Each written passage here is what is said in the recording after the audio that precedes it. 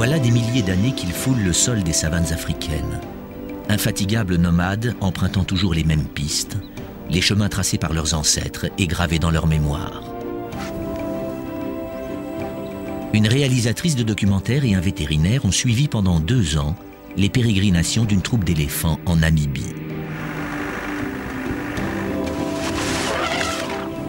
Pistage au sol, surveillance aérienne, mise sur écoute, ils ont employé les grands moyens pour épier les 18 individus de la harde et essayer de comprendre leur mode de communication.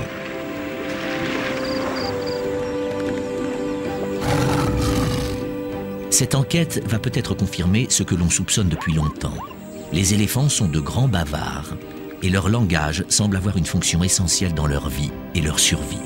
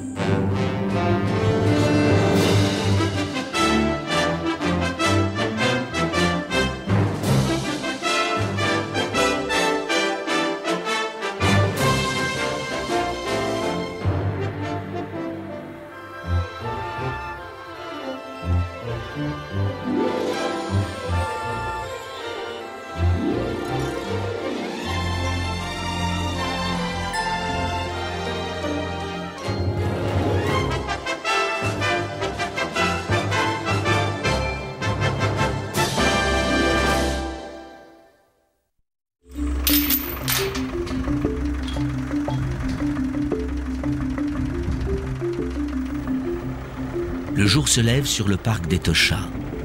Ginger Monet est déjà au travail.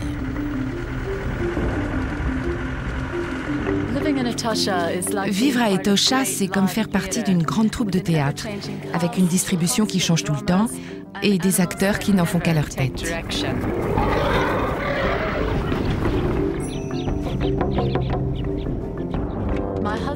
Mon mari, Conrad Bren, joue un des rôles principaux dans ce spectacle vivant. Il est pilote et il est l'unique vétérinaire de cette vaste réserve.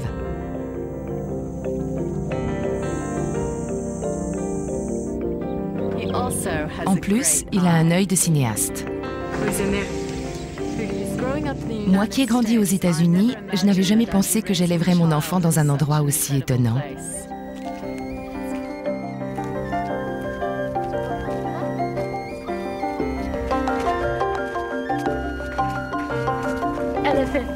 Are you ready?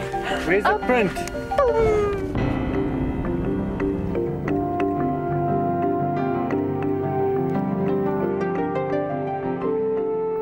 Le parc d'Etosha en Namibie est la plus vaste réserve naturelle d'Afrique.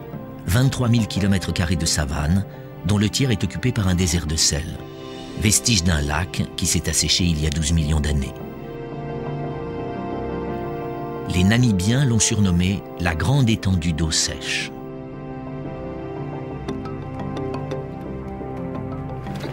De toutes les espèces qui sillonnent ce domaine, les éléphants sont les plus inlassables voyageurs. Pour parcourir ces routes qui s'entrecroisent dans la savane, ils se fient à leur mémoire et à un savoir transmis de génération en génération. Mais ils ont recours aussi à un système de communication vocale que l'on commence tout juste à découvrir. Le film que nous tournons pour le National Geographic a pour but de suivre les éléphants d'Etosha pour essayer de comprendre comment ils parviennent à communiquer entre eux sur d'aussi grandes distances. Ce qui suppose d'approcher les éléphants de très près, de les observer dans tous leurs faits et gestes, de les pister sans relâche lorsqu'ils nomadisent à la recherche de points d'eau.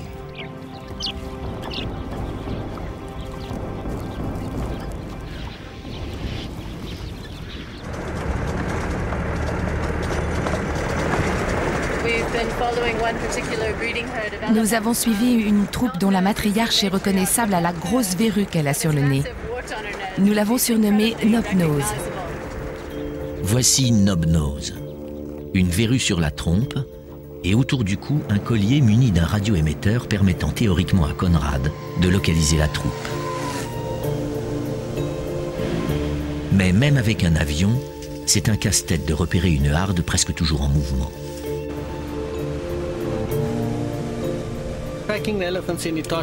Quand on piste des éléphants à Etosha, la seule constante, c'est qu'on ne sait jamais à quoi s'en tenir. Un jour, on trouve de grandes troupes. Le lendemain, on ne voit pas un seul éléphant. D'autres fois encore, on les repère à des kilomètres de là où on les a vus la veille.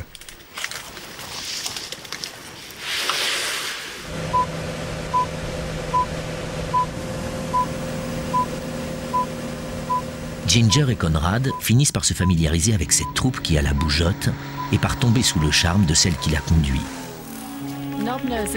Knob-Nose est une beauté, même avec ses verrues. Et c'est une géante en plus. Elle doit mesurer 2,75 m au garrot et peser 2 à 3 tonnes.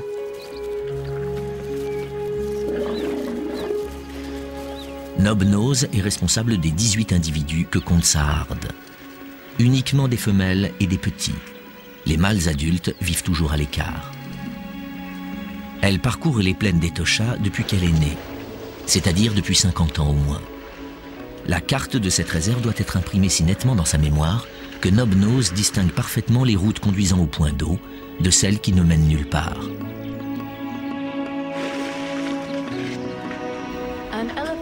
Il y a une femelle qui semble très proche de Knob-Nose. Elle est facile à repérer à cause du gros trou qu'elle a dans l'oreille droite. Ça nous a fait penser à un beignet, d'où son surnom Donut.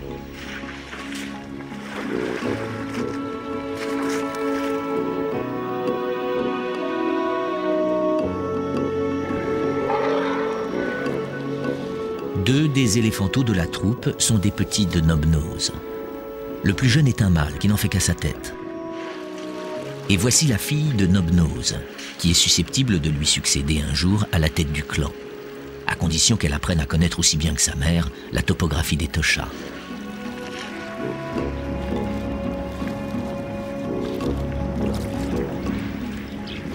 Les éléphants peuvent rester au bain pendant des heures si personne ne les dérange. Mais ce matin, un mâle, amoureux peut-être, est venu troubler ces ablutions rituelles. Surprise, Knob-Nose sonne la retraite.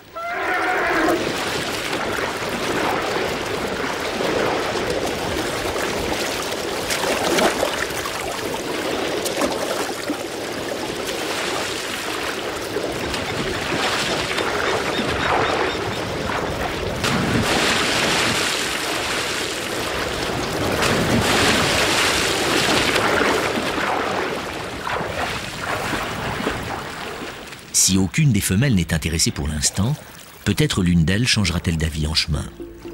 Le mâle les suivra, mais à distance.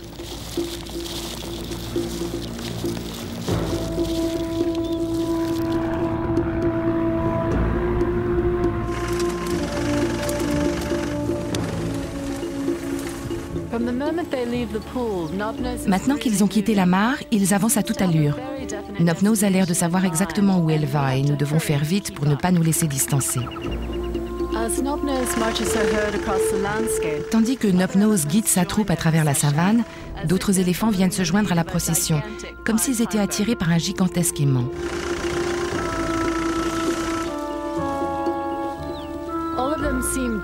On dirait qu'ils obéissent à une impulsion irrésistible.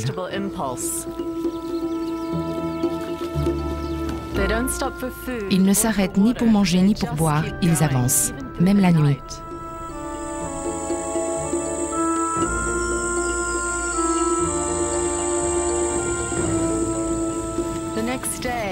Le lendemain, après avoir parcouru 56 km en moins de 24 heures, ils s'arrêtent enfin, sur l'ordre de Knob-Nose.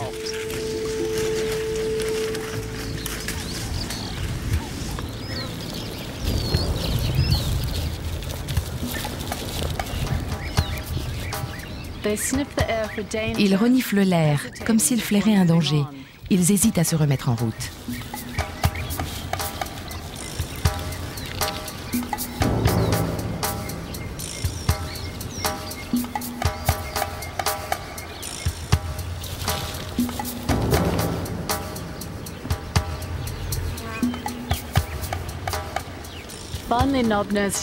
Enfin, Knob-Nose estime que la voie est libre. Elle conduit les siens jusqu'à une espèce de mare de boue.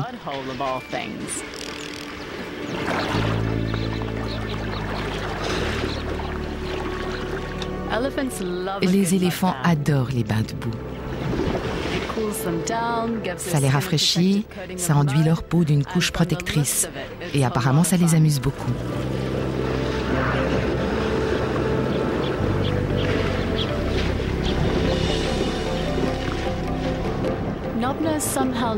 Nopnose devait savoir que les meilleures conditions étaient réunies ce jour-là pour se baigner dans cette mare. C'est d'autant plus extraordinaire que ce point d'eau est le seul sur l'immense territoire de Sahard qui soit assez profond pour ça.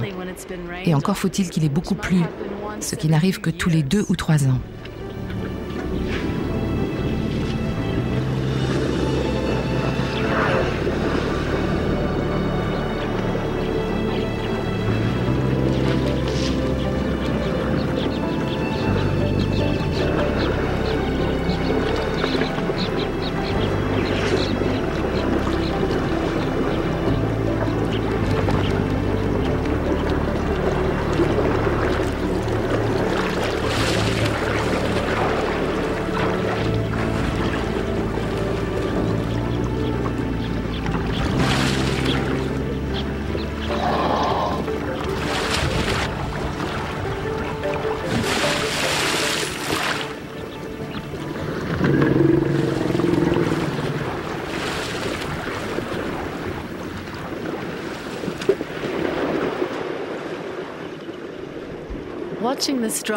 Rien qu'en observant ce genre de scène, nous avons appris beaucoup de choses sur la relation entre la femelle dominante et sa troupe.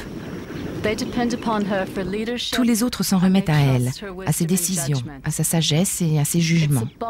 La survie du groupe dépend en grande partie de cette relation de confiance. Plus fort encore que le lien qui unit la matriarche à son groupe est l'attachement des mères à leurs petits. Ginger et Conrad s'en sont rendus compte le jour où ils ont recueilli Ellie, un orphelin de 2 ans.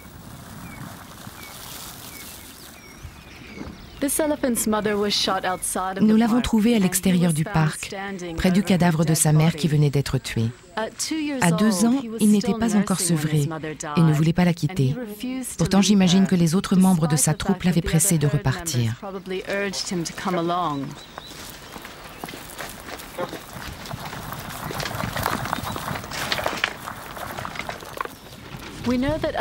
On sait que les éléphants ont plusieurs façons de communiquer entre eux. Ils ont un langage gestuel, bien sûr. Ils utilisent aussi des vocalisations.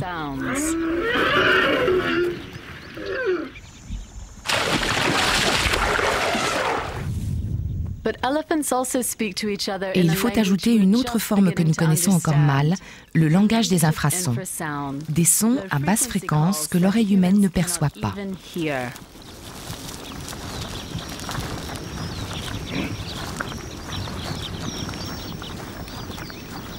Ces infrasons seraient produits par des vibrations qui résonnent dans les cavités nasales, juste entre les yeux.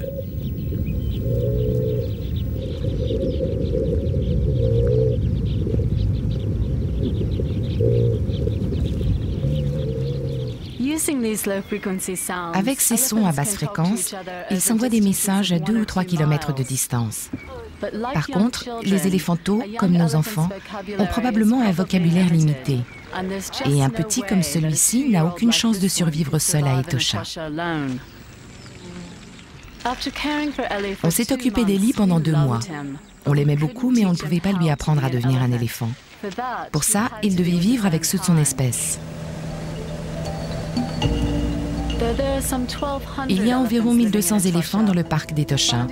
Pourtant, nous avons eu un mal fou à trouver une troupe qui veuille bien adopter cet orphelin.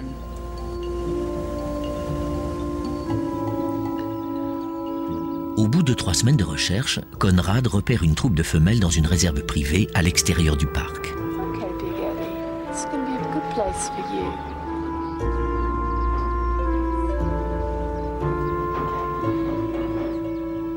Une fois déposée dans cette réserve, Ellie n'a mis que 2 jours à se faire accepter par la troupe adoptive.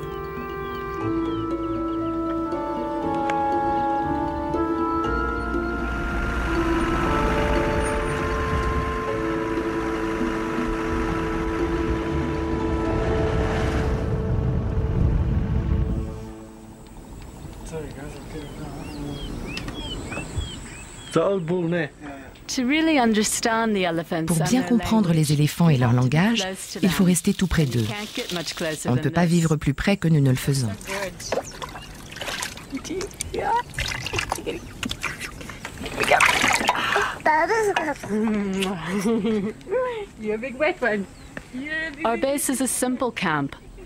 Notre base est un campement tout simple, c'est-à-dire que nous vivons au milieu des animaux, y compris des éléphants, jour et nuit. Seul un grillage nous sépare d'eux.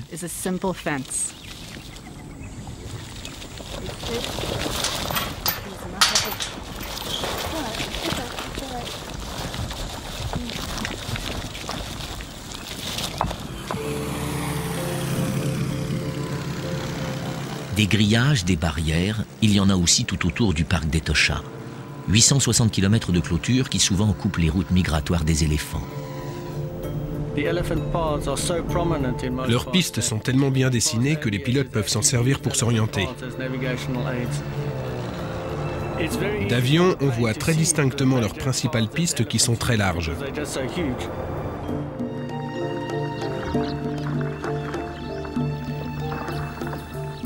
Ces anciens sentiers mènent bien au-delà des frontières du parc, à 700 ou 800 km de là, en Angola ou au Botswana, dans des régions qui regorgent d'eau et de nourriture toute l'année. Il semble incroyable que les éléphants vivant de nos jours à Etosha aient connaissance de ces destinations prometteuses. Mais comment expliquer autrement leur entêtement à franchir n'importe quel obstacle pour s'y rendre ?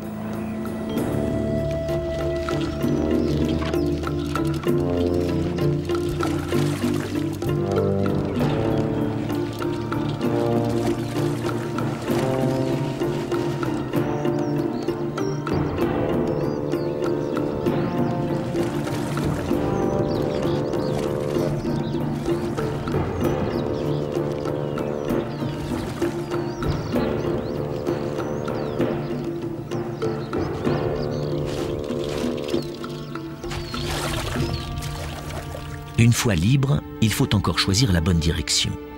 Pas question, dans ces étendues quasi désertiques, de s'engager sur une mauvaise piste. Comment les éléphants savent-ils laquelle prendre? Serait-ce grâce à leur langage? Cette question intrigue Michael Garstang, venu spécialement de Virginie avec sa femme, pour tenter une expérience. Pourtant, Garstang n'est pas un spécialiste des éléphants. Il est météorologiste.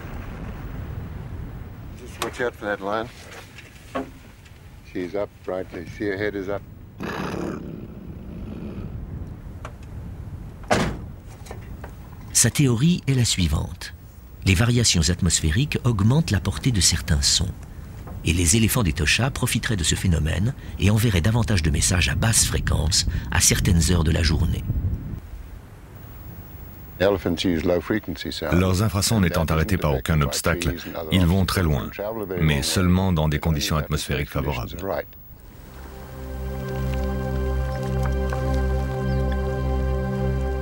D'après Garstang, il se produit chaque jour d'importantes variations atmosphériques.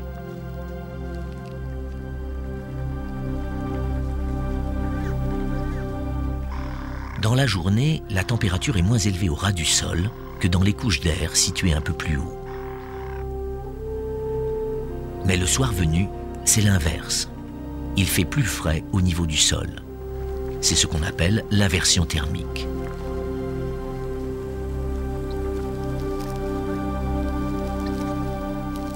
Les girafes sont les seules à sentir concrètement ces changements. Au coucher du soleil, il peut faire 4 degrés de moins au niveau de leurs genoux qu'à celui de leur tête.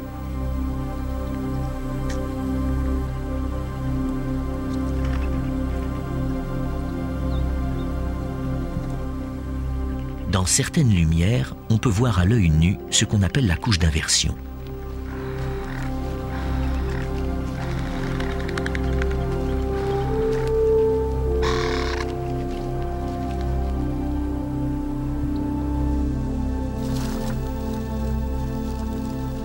En période d'inversion thermique, une couche d'air chaud plane au-dessus de la savane, comme un couvercle. Les ondes que forment les infrasons butent sur cette chape et se propagent alors horizontalement, parfois très loin.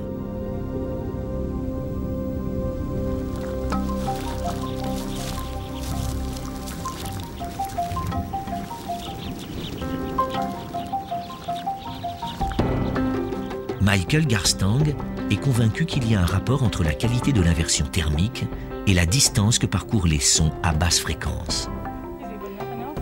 Il a décidé de mettre les éléphants sur écoute, en installant tout un réseau de micros pour intercepter leurs conversations.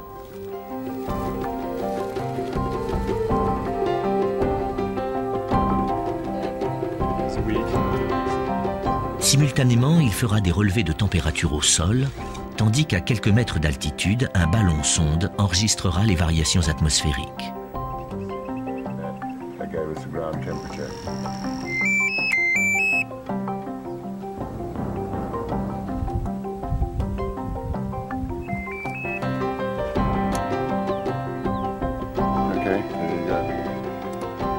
Cet équipement sophistiqué permettra aussi de mesurer la vitesse du vent et l'amplitude de chaque inversion de température.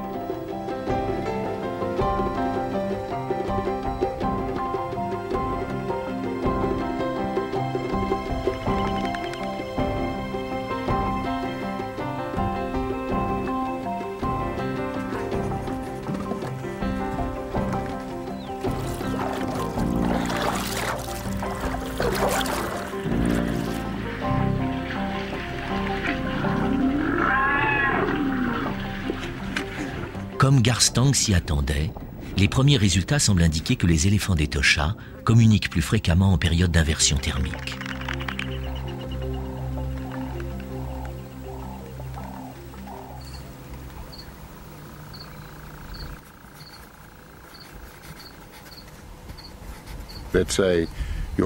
Supposons que votre compagnie de téléphone ne vous autorise à téléphoner que le soir et le matin très tôt et que vous ne puissiez passer aucun appel longue distance dans la journée. Si vous voulez appeler quelqu'un de votre famille et que ce n'est possible qu'à ces heures imposées, vous organiserez toute votre journée en fonction de ce coup de téléphone. Beaucoup d'animaux, on le sait, communiquent entre eux à l'aube et au crépuscule. Est-ce une coïncidence ou profite-t-il de conditions atmosphériques optimales ?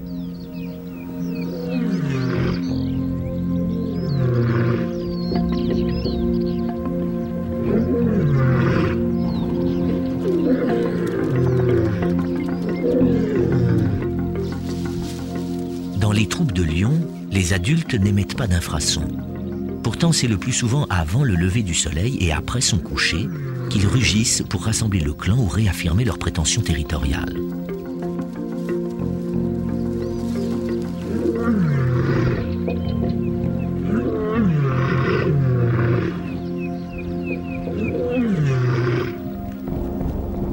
Les éléphants aussi lancent généralement leurs appels à ces heures-là.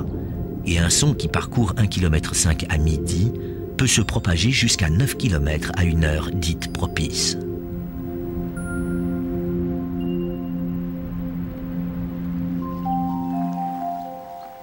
Pour eux, cette communication longue distance revêt toute son importance à la saison sèche. Détestable saison où pendant 2 ou 3 mois, il faudra remplacer les bains de boue par des douches de poussière. Et le manque d'eau s'accompagne évidemment d'une grave pénurie de nourriture.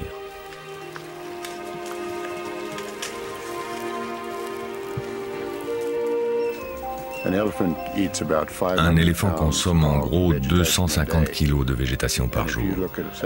Pour une troupe de 30 individus, ça représente 7 tonnes et demie. Supposons qu'une telle harde occupe un lieu de cueillette.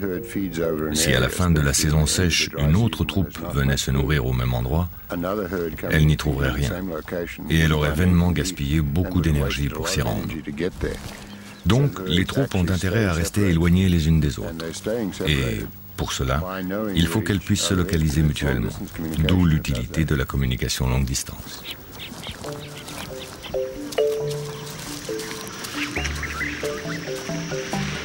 Dans la savane d'Etosha, le manque d'eau condamne la plupart des espèces à une promiscuité incommode et souvent dangereuse.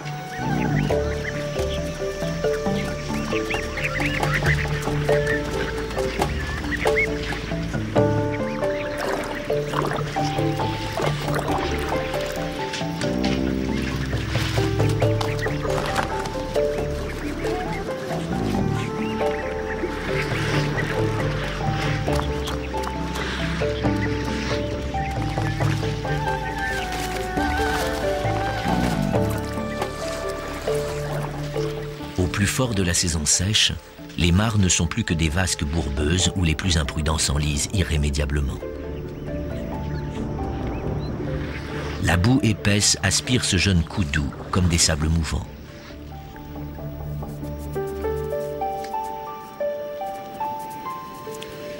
Vers midi, la chaleur devient insupportable.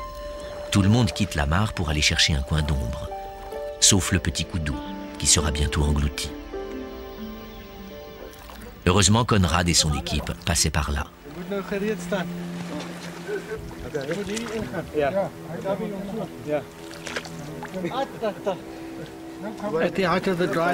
Pendant la saison sèche, il nous arrive au moins une fois par semaine de sortir des animaux de ces cuvettes de boue pour éviter que les cadavres ne polluent la mare.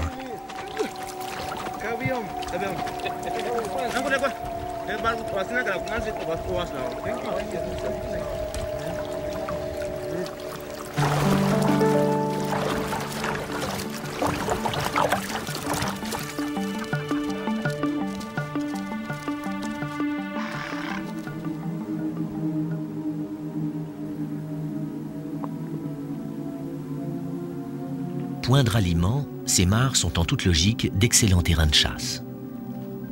Une fois la foule dispersée, ne restent sur les berges que des animaux faibles ou trop vieux pour fuir.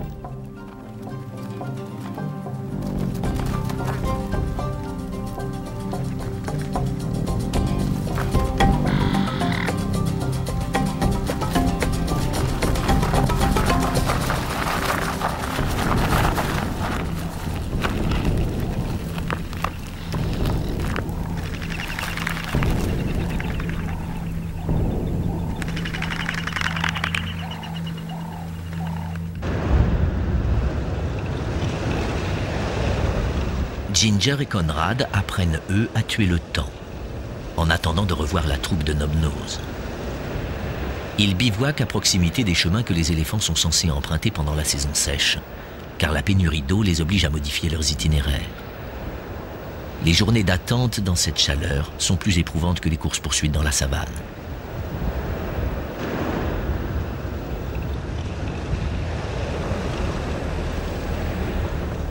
Ginger se rend 2 fois par jour aux endroits où elle a quelques chances de voir passer la troupe.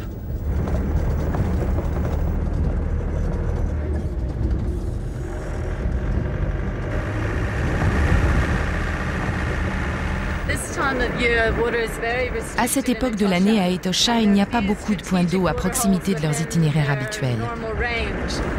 Alors il faut se poster près d'une de ces mares en espérant qu'ils y viendront au moment où nous y sommes.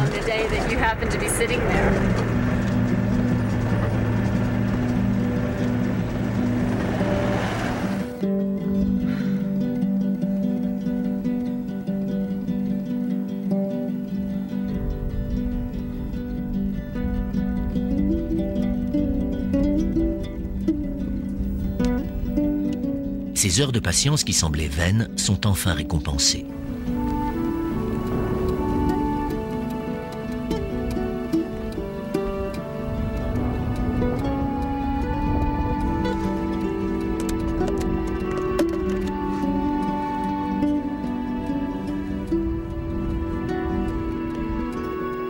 La troupe de Nob-Nose est là, avec en plus une heureuse surprise. Ça faisait 2 semaines qu'on les avait perdus de vue. Ils étaient introuvables et maintenant je comprends pourquoi. C'est parce que Donut a eu un bébé. Il a encore son petit toupet noir sur la tête. C'est sûrement pour ça qu'il restait caché.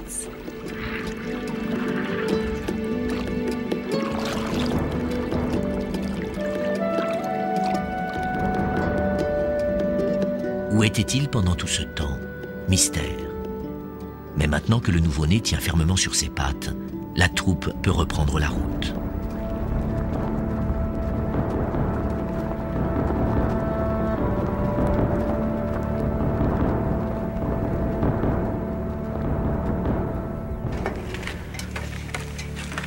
Hey. How's it going? Ça va? Bien. Terrific. Une belle journée pour moi aussi. J'ai retrouvé Nob-Nose. Ah bon? C'est pas trop tôt. Je les ai vus à 10 km d'ici et celle qui a un trou dans l'oreille, Donut, a eu un bébé. Ils ont pris cette direction en quittant Camille Dorand. Ils vont peut-être passer ici cette nuit.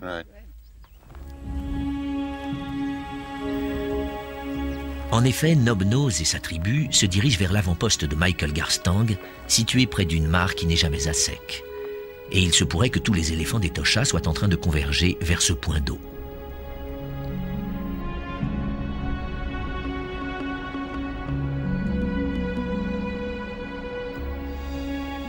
Vers la fin de l'après-midi, ils commencent à arriver.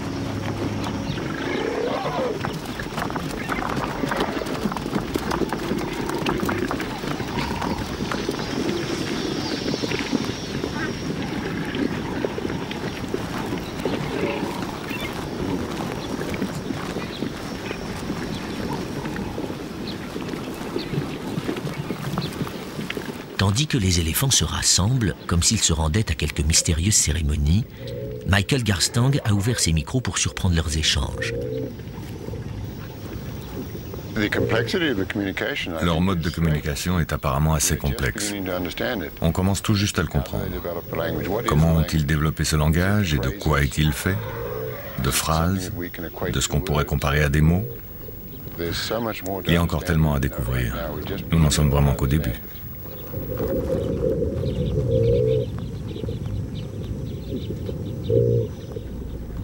Malheureusement, même le mode de communication le plus élaboré ne saurait protéger les éléphants du fléau qui les menace à Etosha.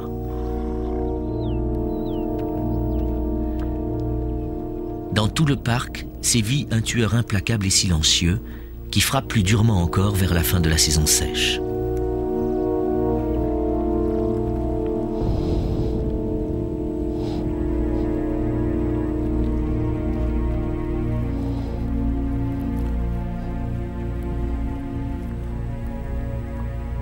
Un jeune mâle s'attarde sur le cadavre d'un des siens, peut-être son meilleur compagnon de route.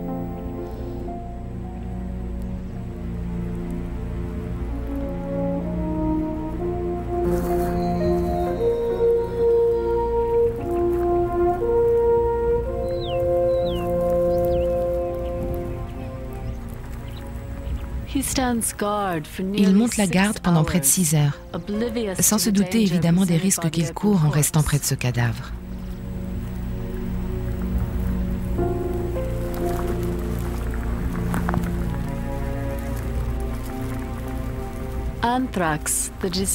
C'est l'anthrax qui a tué son compagnon, une maladie extrêmement contagieuse.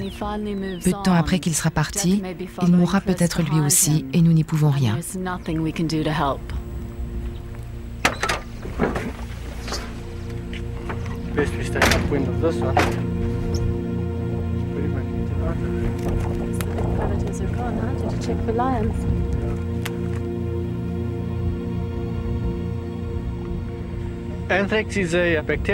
L'anthrax ou la fièvre charbonneuse est une maladie endémique à Etosha. Elle provoque la mort subite de certains animaux. Comment ils la contractent et combien de temps elle met à se développer, on l'ignore.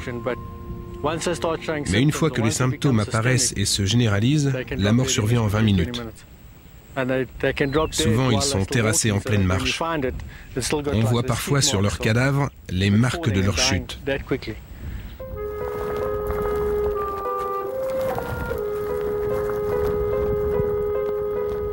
Ignorant des risques qu'ils encourent, Nobnose et sa troupe se dirigent vers l'endroit où gît ce cadavre. Il y a de l'eau dans les parages, c'est un passage habituel pour les éléphants.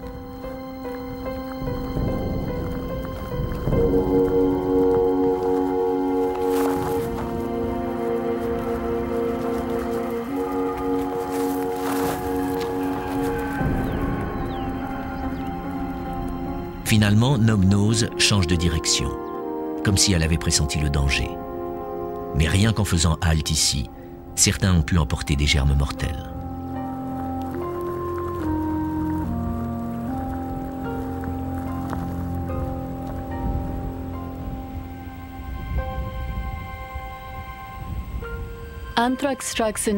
La fièvre charbonneuse atteint les individus de tous âges, mais cette année, ce sont les jeunes qui sont le plus durement touchés.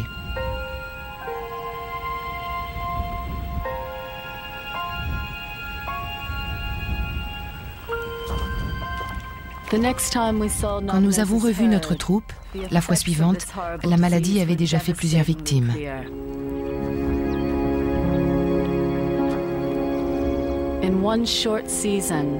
En une saison, les 2 petits de Nobnose étaient morts de cette fièvre.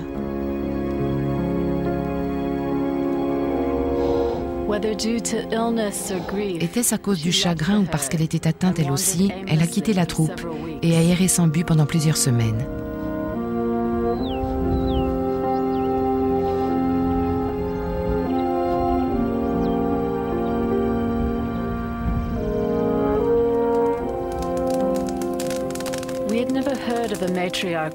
Une matriarche abandonnant sa troupe, nous n'avions jamais vu ça. La souffrance de Nobnose devait être terrible. Même après, quand elle a rejoint la harde, elle restait toujours à l'écart.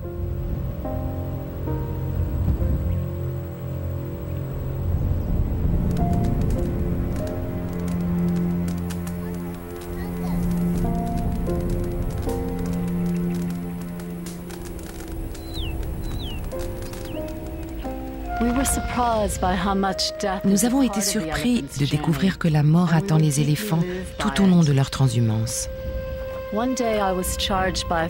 Un jour, je me suis fait charger par une femelle. Et en y regardant mieux, j'ai vu qu'elle avait à ses pieds un éléphanteau mort. Je me suis dit, là, il faut que tu filmes. C'est poignant, c'est dramatique. Mais elle était tellement désespérée. Est-ce que ça valait la peine de l'importuner pour avoir quelques beaux plans? J'ai décidé que non. Je l'ai laissée et je suis rentrée au campement.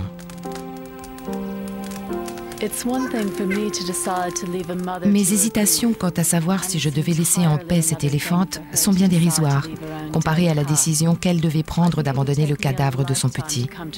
Il me faudrait une vie entière pour faire un choix aussi déchirant. Et pourtant, Nobnose a dû le faire 2 fois en 2 mois.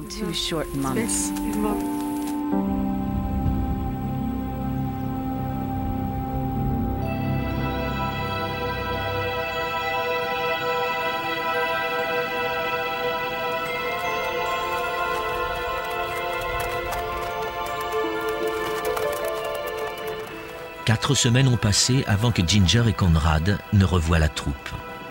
Et ce jour-là, elle est sous la conduite de sa vice-matriarche, Donut.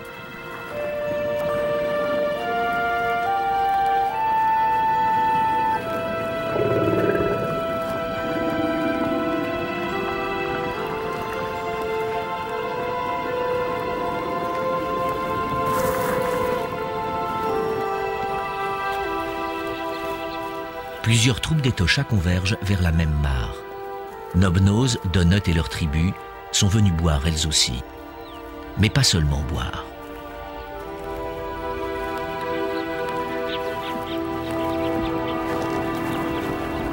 Au milieu de cette assemblée gisent quelques ossements, dont un petit crâne.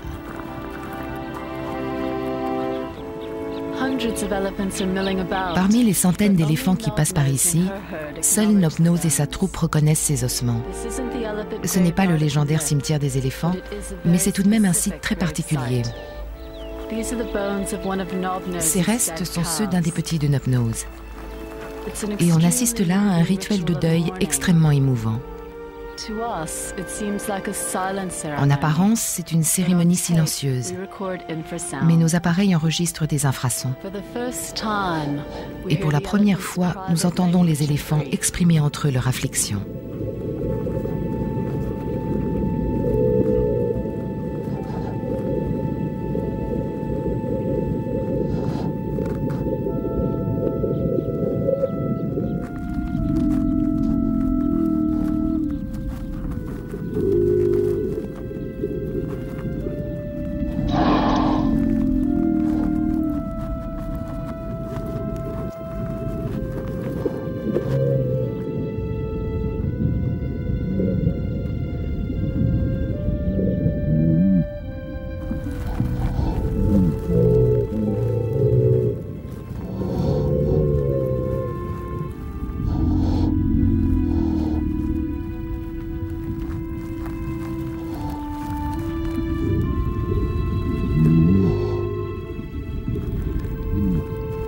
Perplexité devant la mort ou hommage rendu aux disparus, on l'ignore. Pas plus qu'on ne sait si ces grognements s'adressent aux membres de la troupe ou aux ossements eux-mêmes. Ces brefs instants de recueillement ne semblent pas suffire à Nobnose. Elle s'attarde, continue de murmurer auprès du petit squelette, le bouscule, comme pour l'obliger à revivre.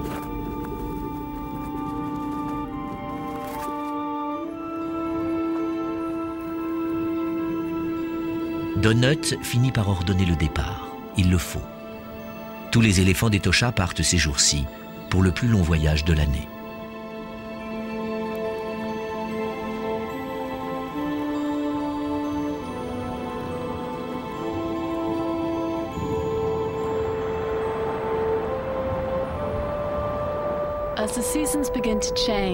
Au moment des changements de saison, le ciel devient incertain.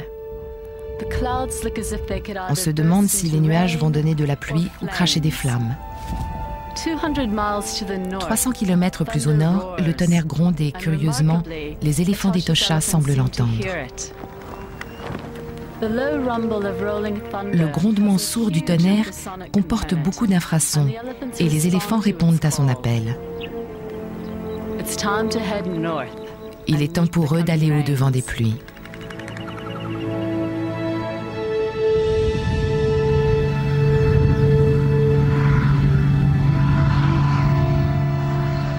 Pendant les 2 ou 3 prochains mois, Ginger et Conrad ne verront pas la troupe. Peut-être retrouveront-ils Nobnose au printemps, si elle est encore en vie.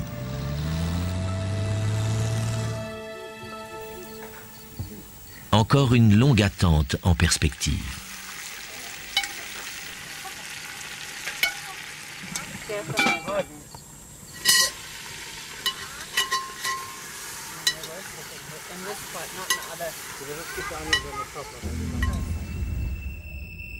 Pendant la migration vers le nord, toutes les hardes contournent le lac Salé. Seuls quelques mâles téméraires tentent de prendre un raccourci.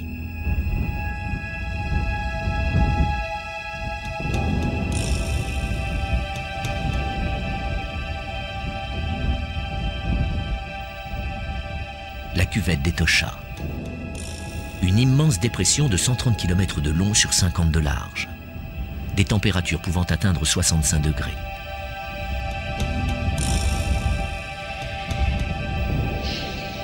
Une sorte d'enfer où l'eau n'existe que sous forme de mirage, mais où les dangers sont bien réels.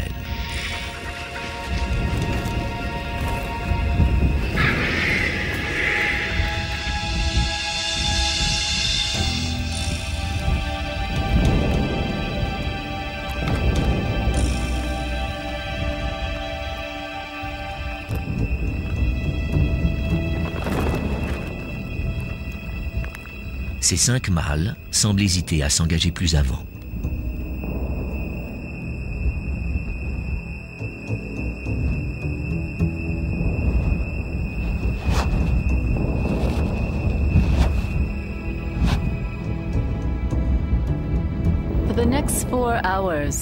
Ils sont restés là pendant 4 heures, comme s'ils étaient confrontés à un problème cornélien.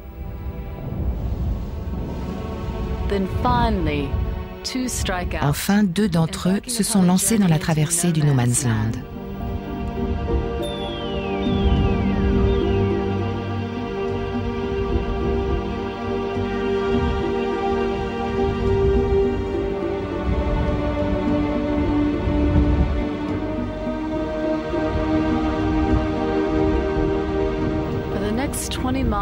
Ils devront d'abord parcourir 30 km sans boire ni manger.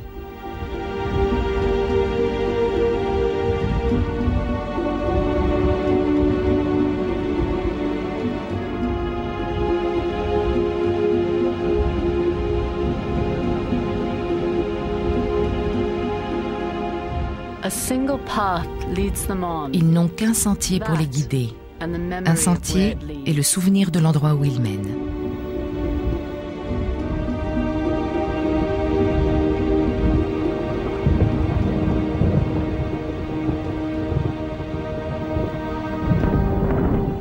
Lorsqu'enfin les pluies atteignent la cuvette, les éléphants sont déjà partis depuis des semaines.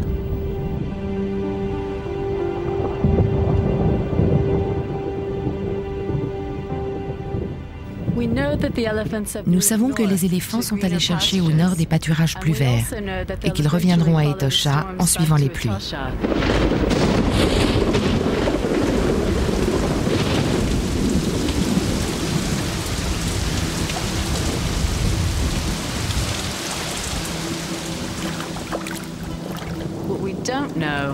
Par contre, nous ne savons pas si Nobnose sera avec eux à leur retour, et ça nous inquiète.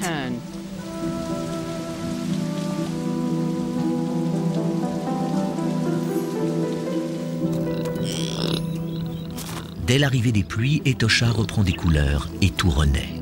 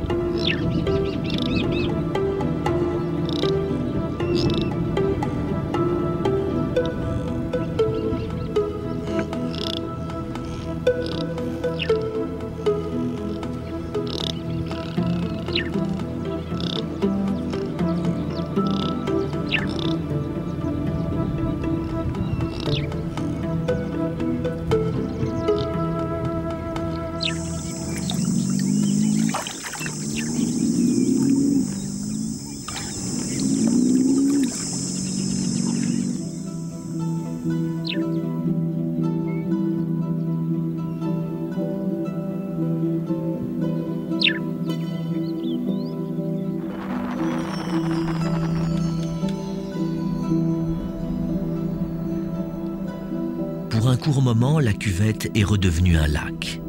Signe pour Ginger et Conrad que les troupeaux d'éléphants seront bientôt de retour. Nobnose, Donut et toute la troupe sont absents depuis 2 mois. Repérer une troupe d'éléphants sur une superficie de 24 000 km², c'est comme chercher une petite embarcation dans un océan.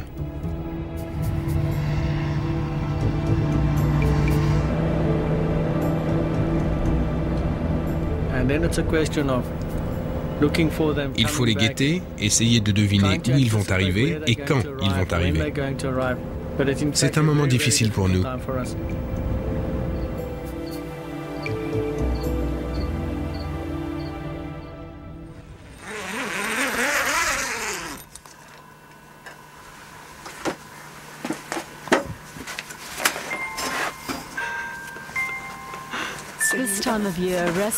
À cette époque de l'année, on ne dort que d'un œil et on se lève toujours avant l'aube.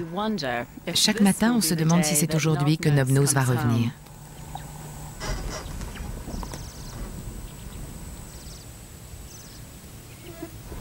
Ginger aperçoit enfin les premiers arrivants.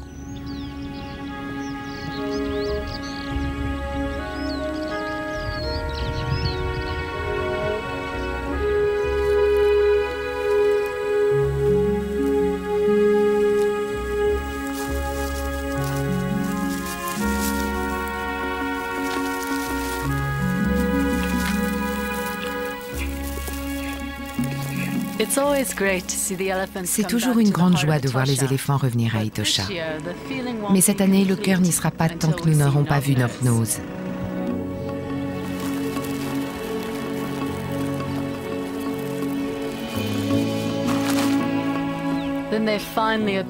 Enfin, voici notre troupe.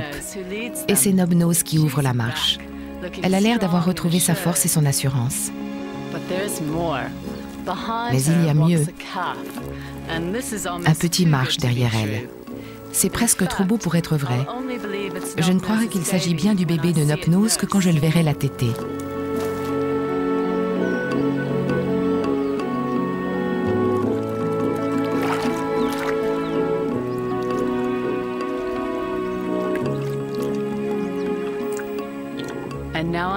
Maintenant, je sais que Nopnose a un nouveau rejeton, une femelle, une future matriarche pour la troupe.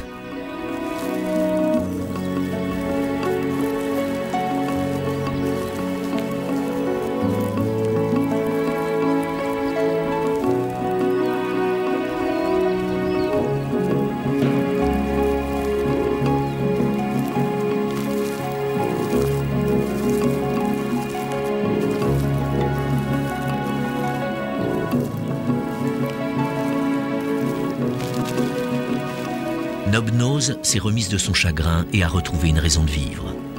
Mais le souvenir de cette tragédie pourra-t-il s'effacer? On dit qu'un éléphant n'oublie jamais. Et c'est vrai qu'ils ont une mémoire phénoménale. Quand on vit quelques années parmi eux, on est subjugué par leur capacité à toujours vous étonner.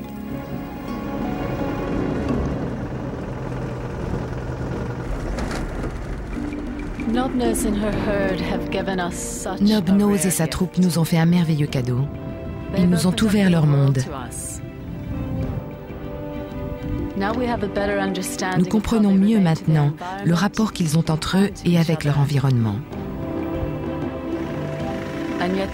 Pourtant, ils n'ont rien perdu à nos yeux de leur majesté et de leur mystère.